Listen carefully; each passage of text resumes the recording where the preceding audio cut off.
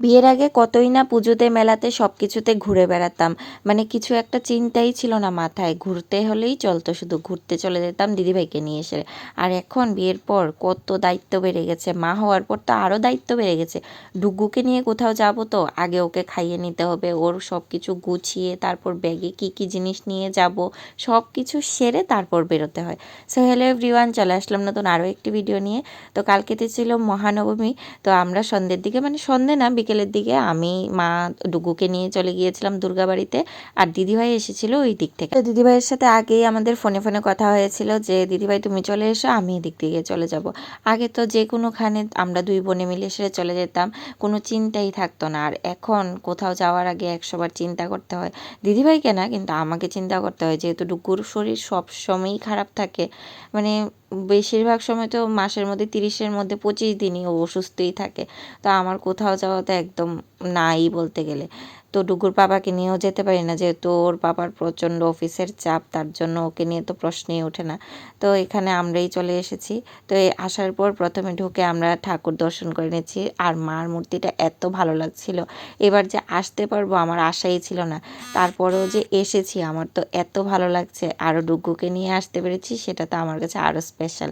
ওকে নিয়ে আমার ঘুরতে যাওয়ার খুব শখ, কিন্তু ওর শরীরটা এতটা খারাপ থাকে যে আমি কোথাও যেতে পারি না। মানে ও হওয়ার পর থেকে কত কিছুই না প্ল্যান করেছি, এদিকে যাব ওইদিকে যাব ওকে নিয়ে, কিন্তু এপিক যেই মোমেন্টটি থাকে সব কিছুতেই অসুস্থই থাকে বেশিরভাগ। তো এখানে আমরা ধূপকাঠি মোমবাতি দেখিয়ে সেরে তারপর দিদিভাই আমাকে জল খাইয়ে দিচ্ছিল। আর ও আমার দিকে কিভাবে তাকিয়ে আছে দেখো। তো এখানে এখন আমরা সবাই মিলে সে একটু ছবি টবি তুলবো। আর যেখানেই যাই না কেন ছবি তুলতে তো আমি একদম এক্সপার্ট, খুবই ভালোবাসি। তারপর ছবি তোলার পরে এখানে মহাপ্রসাদ দিচ্ছিল, তো এখানে আমি একটু প্রসাদ নিয়েছি। তো মা কিন্তু আগেই নিয়ে নিয়েছিল, তো মা নেওয়ার পর আমি নিয়েছিলাম। তো আমি একটু ডুগ্গুকে খাইয়ে তারপর ডুগ্গুরকে নিয়ে সেরে মায়ের মন্দিরটার সামনের জায়গাটা একটু খুলে দিয়েছিল, ওইখানে নিয়ে গিয়েছিলাম। তো এখানে আমরা একটু নমো করে দেন আমরা চলে আসি মন্দিরের সামনের দিকটায়। আর আস্তে আস্তে কিন্তু অন্ধকারও হয়ে যাচ্ছিল, কেননা সন্ধ্যা হয়ে আসছিল, আমরা তো গিয়েছিলাম বিকালের দিকে।